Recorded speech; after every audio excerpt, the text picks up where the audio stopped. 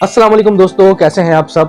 दोस्तों मैं आज मौजूद हूं ऐसी शख्सियत के साथ जो कि माशाल्लाह किसी तारुफ की मोहताज नहीं है।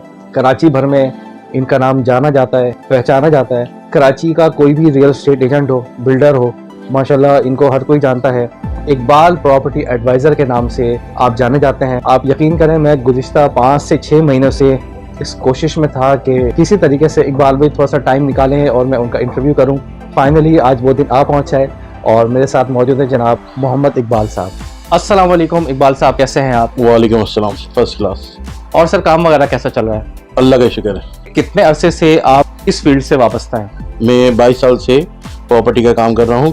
पहले मैं काम करता था डिफेंस में 2014 तक। 2014 के बाद मेरी तबीयत खराब हुई तो मैं घर पे आ गया, मगर मैं 22 साल से काम कर रहा हूँ। आप बुनियादी तौर पर किन किन इलाकों में डील करते हैं? हम ऑल ओवर कराची में काम करते हैं। हमारा कोई इलाका नहीं है, कोई प्रोजेक्ट नहीं है, कोई सोसाइटी नहीं है। हम लोग प्रॉपर्टी काउंट करते हैं कि रेजिडेंशियल, कमर्शियल, फ्लैट, शॉप्स, दुकान, पेंट हाउस, शोरूम्स, बंगले, factories, petrol pump, school, amenities, hospitals, जितनी प्रॉपर्टी से कंसल्ट चीज़ें हैं हम उसमें काम करते हैं। ऑनलाइन प्रॉपर्टी पोर्टल्स के आने से प्रॉपर्टी डीलर्स होते हैं, उनके काम में कितनी तेजी देखने में आई? हर समझदार बंदे को समझना चाहिए कि नुकसान वाली तो कोई चीज़ है ही नहीं। उस बंदे को भी इससे फ़ायदा हुआ है सोशल मीडिया से या ऑनलाइन काम करने से, जो काम नहीं कर पा रहा था, जो अफोर्ड नहीं कर पा रहा था। ऑल ओवर सारे बिजनेस उठाएं तो एक ये वाहिद बिजनेस है प्रॉपर्टी बिजनेस जिसमें आपका इन्वेस्टमेंट नहीं होता। जीरो इन्वेस्टमेंट पे मतलब छोटे से छोटा आदमी भी काम कर रहा है, बड़े से बड़ा बिजनेसमैन, टाइकून भी काम कर रहा है। 3 बंदों से बात करें तो 2 बंदे प्रॉपर्टी से कंसल्ट होंगे। आपने जब ये काम स्टार्ट किया था लगभग कितने अमाउंट से स्टार्ट किया था? 0 अमाउंट से मैंने स्टार्ट किया और मुझे मतलब काम इतना नहीं आता था, मगर मेरा जो काम करने का शुरू से स्टार्ट था वो अल्लाह तवक्कल था और अभी तक मेरा यही है। ये बहुत से लोगों को समझ में नहीं आता प्रॉपर्टी का काम, और मेरी तो बहुत नाकिस तजुर्बा है और नाकिस अकल है जिससे मैं काम कर रहा हूँ। हमारा प्रॉपर्टी का टोटल काम होता ही नियत के ऊपर है। जिनकी नियतें ख़राब होंगी वो काम बिगड़ जाता है। क्या मटेरियल की कॉस्ट बढ़ने से पुराने घरों की भी कीमतें बढ़नी चाहिए या फिर वही रहनी चाहिए? अगर बहुत ज़्यादा ओल्ड कंस्ट्रक्शन है तो उसका प्लॉट का रेट मिलता है, सही है, या कोई रेनोवेशन होना है तो मतलब कम तो नहीं होनी चाहिए, डिपेंड ऑन सिचुएशन होता है। एक मकान, फ्लैट या फिर प्लॉट लेते वक्त एक आम आदमी को किन बातों का ख्याल रखना चाहिए? अगर वो केडीए के प्रेमिस में आ रहा है, केडीए जो भी डिपार्टमेंट उसमें आता है, केएमसी आता है, केडीए, एमडीए, एलडीए, सबसे पहले जाके उस डिपार्टमेंट से कंसल्ट करें कि सर हम इस प्रोजेक्ट में ये चीज़ ले रहे हैं, ये अपनी लिस्ट में देखें, ये आपके प्रोजेक्ट बिल्कुल ओके है, ये ज़मीन ओके है। उसके बाद उस बिल्डर के पास जाएं या उस मालिक के पास जाएं परचेज करने के लिए। एक आम शख्स कभी अपनी ज़मीन बेचने खड़ा होता है तो उसकी ज़मीन मिट्टी, अगर वही ज़मीन आप लोग बेचें वो ज़मीन सोना, ऐसा क्यों है? जो बेचने वाला होता है वो उन लोगों से कंसल्ट करता है जो उसकी मजबूरी का फ़ायदा उठाते हैं, इसलिए वो मिट्टी हो जाती है। अगर वही बेचने वाला उन लोगों से रुजू करे, 2-4 लोगों से पता करके कि यार ईमानदारी से कौन काम करता है, जो ईमानदारी से पैसे लगाता है, उससे वो कंसल्ट करे तो उसके सोने की चीज़ सोने में ही जाएगी। रियल एस्टेट की फील्ड में एक ब्रोकर का किरदार कितना अहम है? एक प्रोजेक्ट में आप जीना नहीं बनाएं और आप बोलें कि दूसरे तीसरे माले पे चले जाएं तो कैसे जाएगा? ऐसी बिल्डर जब तक प्रोजेक्ट नहीं बना सकता, जब तक एस्टेट एजेंट उसको प्रॉपर्टी प्रोवाइड नहीं करता। ये सबसे इनिशियल जो स्टेप होता है किसी बिल्डर का, सोसाइटी वाले का, वो एस्टेट एजेंट होता है, प्रॉपर्टी डीलर होता है, प्रॉपर्टी कंसल्टेंट होता है या प्रॉपर्टी एडवाइजर होता है। वो प्रॉपर्टी एडवाइस करता है तो वो सोसाइटी बनती है, वो आपका प्रोजेक्ट बनता है, वो हाउसिंग प्रोजेक्ट बनता है।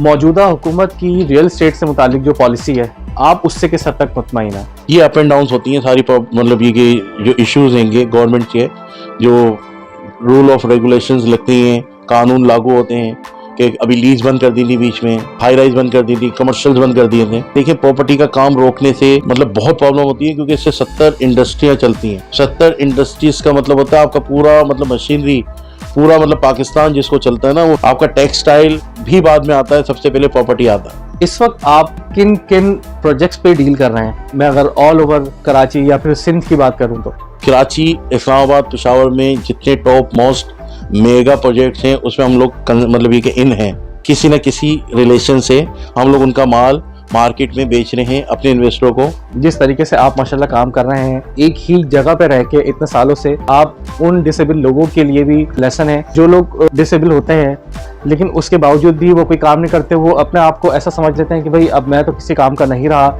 या मैं कोई काम नहीं कर सकता।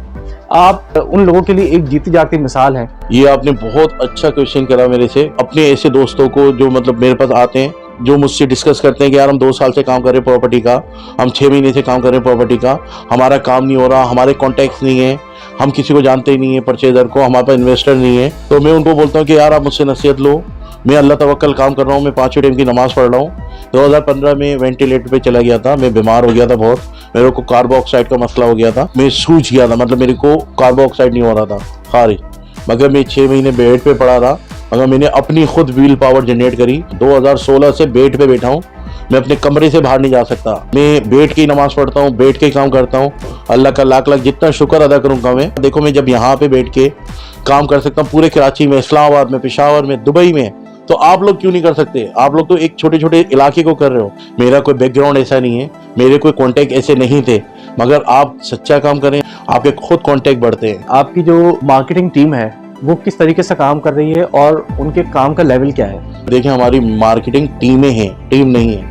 हमारे हर इलाके में हमारे एसोसिएट्स हैं। आप अभी हमें बोलेंगे कि इकबाल भाई आधे घंटे में डिफेंस में जाके मीटिंग करनी है, और डायरेक्ट ओनर ने उनको मीटिंग करनी है, उनको बंगला दिलवाना है, उनको प्लॉट दिलवाना है, तो आधे घंटे में इकबाल भाई से वो बात करता है, इकबाल भाई का एसोसिएट उनसे जाके मीटिंग कर लेगा।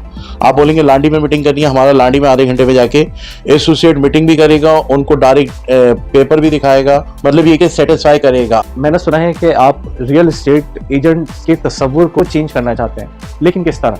हमारे स्टेट एजेंट भाई और कुछ जो ऑनलाइन काम कर रहे हैं, जो बेचारे कुछ लोग नए आए, कुछ लोगों ने ग्रुप्स बना दिए सोशल मीडिया पे, सोशल मीडिया को जिस तरीके से यूटिलाइज करना है वो कर नहीं पा रहे हैं। कुछ लोगों ने ग्रुप्स बना लिए, वो जैसे प्रॉपर्टी आती है ग्रुपों में भेज देते हैं, उनको पता ही नहीं होता ये गुलशन की प्रॉपर्टी है या सरजानी की प्रॉपर्टी है, उनका उठाना फेंक देना, उनको अलिफ बेते नहीं पता होता। तो उसकी वजह से हमें प्रॉपर्टी वालों को बहुत परेशानी होती है, जो पुराने काम कर रहे हैं, जिनको समझ है, स्टेट एजेंट हैं, प्रॉपर्टी से कंसल्ट हैं। तो अब उनको हम मतलब यही एडवाइस करते हैं कि यार ये भी एक कारोबार है, जैसे डिफरेंट कारोबार होते हैं, कलर के कारोबार होते हैं, इलेक्ट्रिक के होते हैं, परचून के होते हैं, वैसे ये भी ऑर्गेनाइज है। हम लोगों की रिस्पॉन्सिबिलिटी है, अगर हम कोई प्रॉपर्टी बेच रहे हैं तो सबसे पहले हम उसको पूरा वर्क करें, वर्क करके दें, स्टार्ट टू एंड हमारी इन्वॉल्वमेंट होनी चाहिए उस प्रॉपर्टी में, क्योंकि हमारी जिम्मेदारी है। हम लोग समझते हैं बस हमने इससे मिलवा दिया, इसको टेलीफोन करा दिया, हमारा कमीशन खड़ा हो गया, मगर हम कोशिश कर रहे हैं कि हम अपने आप को बड़ा ऑर्गेनाइज लेके चलें। ऑनलाइन फ्रीलांसर्स जो लड़के लड़कियां काम कर रहे हैं आजकल, उनको आप प्रॉपर्टी की लाइन में किस तरीके से लाना चाहेंगे? उन्हें आप ये भी मशवरा दें कि वो किस तरीके से काम करके ज़्यादा से ज़्यादा अर्न कर सकते हैं। जो ऑनलाइन काम कर रहे हैं, फ्रीलांस काम कर रहे हैं, उनके अलावा मैं कुछ लोगों को और एडवाइस करूंगा जो मेरी तरह मेडिकली इल हैं, सही है, वो चल नहीं पाते, वो मतलब बेड पे ही बैठे हुए हैं, और वो उनके पास फाइनेंस नहीं है, उनके पास मतलब एक तजुर्बा है 20 साल का, 30 साल का, 40 साल का, वो लोग हमारे साथ बिल्कुल टच में हैं। हम उन लोगों को किस तरीके से चलाते हैं कि आप हमारे प्लेटफॉर्म पे आएँ, आप हमें सिर्फ अपने जो कॉन्टैक्ट्स हैं वो बताएं कि यार ये मेरी खाला का घर है, ये मेरी पप्पो का प्लॉट है, ये मेरे जानने वाले हैं, उनका मतलब ये कि फैक्ट्री है, इनका ये पेट्रोल पंप है। हमें सिर्फ वो कंसल्ट करके ऑनलाइन टेलीफोन पे वो कांटेक्ट दे दें, उसके बाद उनका जो कंसल्टेंसी चार्जेज है हम उनको घर पे ड्रॉप करके देंगे।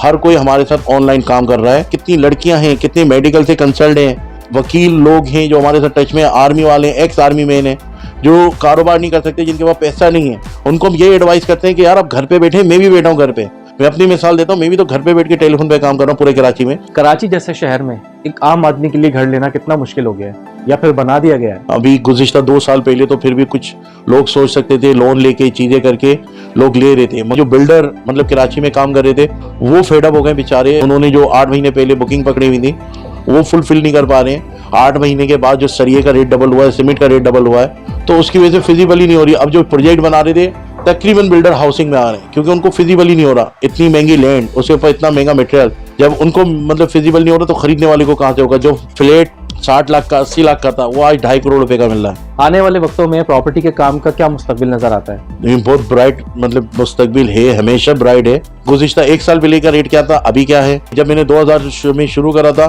तो वहाँ पे 500 गज का प्लॉट 40-50 लाख का मिलता था डिफेंस में, जो आज 8-9 करोड़ रुपए का। बेरिया को देख लें, DHA को देख लें, कोई सी भी सोसाइटी उठाएं, उससे का 2 साल पहले का रेट ले लें और अभी का ले लें, ये तो ब्राइट है।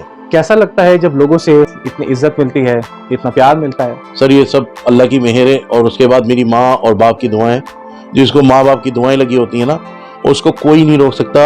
इज्जत कहाँ से आती है उसको यही नहीं पता होता, पैसा कहाँ से आता है उसको ये नहीं पता होता। इतनी मसरूफियात के बावजूद फैमिली के लिए वक्त निकालना कितना मुश्किल हो जाता है? देखिए थोड़ा मुश्किल होता है, मगर ये कि अगर आप वक्त नहीं निकाल रहे तो कम से कम आप इतना टाइम लगा के जो पैसा जनरेट कर रहे हैं वो आप अपनी फैमिली को खुशी तो दे रहे हैं। फैमिली को जो चीज़ चाहिए, दुनियाई चीज़ें, ज़रूरियाती चीज़ें, वो कौन पूरी करता है? वो घर का मर्द पूरी करता है, कमाने वाला पूरी करता है। जो अल्लाह का शुक्र है मैं कर रहा हूँ। जब हम बच्चे थे तो हम अपने अब्बा की कमाई पे ऐश करते थे, आज हमारे बच्चे हैं तो वो हमारी कमाई पे थोड़ा सा अपनी ख्वाहिशात पूरी करते हैं। तो ये अल्लाह का निज़ाम हैगा। अच्छा, मैं ये चाहूँगा कि आखिर में आप हमारे नाज़रीन के लिए कोई अच्छा सा पैगाम दें। जो घर में बैठे हुए हैं वो हमारे साथ ज्वाइंट हो IPA प्रॉपर्टी के साथ। फेसबुक पे आप सर्च करें, यूट्यूब पे सर्च करें, टिकटॉक पे सर्च करें, IPA इकबाल प्रॉपर्टी एडवाइज़र। आपकी गली में कोई मतलब घर बिक रहा हो, आपकी गली में कोई दुकान बिक रही हो, प्लॉट बिक रहा हो, आपके जानने वालों को आप खाली हमसे कंसल्ट करें कि इकबाल भाई ये जगह है। उसके बाद आप घर पे बैठ जाएं, आपको 1 रुपया खर्च नहीं करना। हमारी टीमें आएंगी, खुद तस्वीरें खींचेंगी, खुद उनके पेपर देखेंगी, जो पेपर कम होंगे सही करेंगी, जो उनका फॉल्ट होगा डिपार्टमेंट से क्लियर करेंगी। उसके बाद हम ही परचेजर ला के उसको बिकवाएंगे। जो आपके कंसल्टेंसी चार्जेज हैं वो आपको घर पे मिलेंगे, इज्जत से, आपके हक हलाल के। 90% लोगों को नहीं पता कि मैं चल नहीं सकता, 90% लोगों को नहीं पता कि मैं घर पे सिर्फ एक बेड पे बैठा हूँ और मैं एक बेड से उतर भी नहीं सकता। 90% लोगों को ये पता है कि हाँ भाई इकबाल भाई हैं, काम कर रहे हैं IPA के नाम से।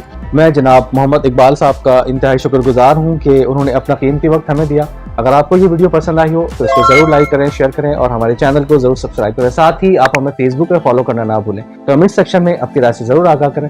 इकबाल प्रॉपर्टी के नाम से आपको एक फेसबुक पेज मिल जाएगा, यूट्यूब चैनल मिल जाएगा, इंस्टाग्राम, लिंक्डइन और इसके अलावा जो दीगर अपना सोशल मीडिया से रिलेटेड तमाम अपने प्लेटफॉर्म्स हैं उसके ऊपर आपको इकबाल प्रॉपर्टी एडवाइज़र के नाम से अगर आप सर्च करेंगे तो आपको बआसानी मिल जाएंगे। इजाज़त चाहेंगे, अल्लाह हाफ़िज़।